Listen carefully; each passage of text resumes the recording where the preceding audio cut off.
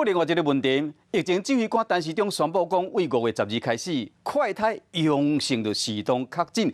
也毋过进前呢，报这个防疫保单要安怎理赔？因为保险单的条款认定讲需要有居家隔离单甲医师的诊断的证明。即马由医术人员判断，安尼敢有算是医师的诊断？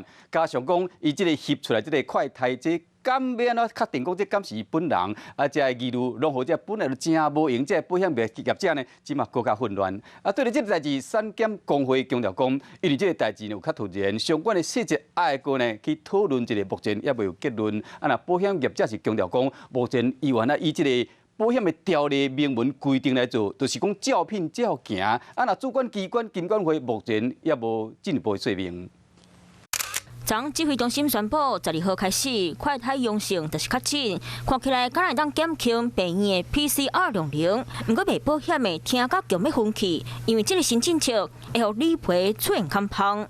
透过远距离的方式、视讯的方式，让这个医护人员呢认同他这个是阳性的，就是确诊，这个会让我们的商业保险公司呢造成非常大的一个混乱。讲这个新政策，快筛阳性的检测剂免做认定，讲经过医术人员确认，医术人员的意思佫是啥？对保险公司核保拢会出现真大问题。保险业者认为，嘛是要以当初签的保险条例做依据。还是依照保单条款的规定来作业，会来的比较明确了。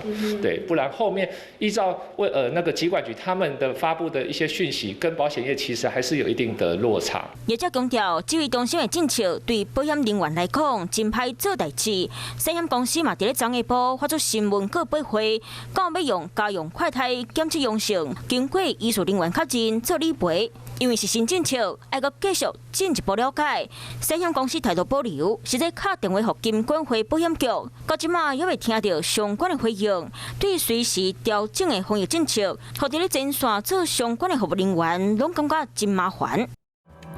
生生不息，宏观视野，我是申宏。想要看体育新闻，就要赶快看华视新闻，赶快按赞、分享、开启小铃铛哦。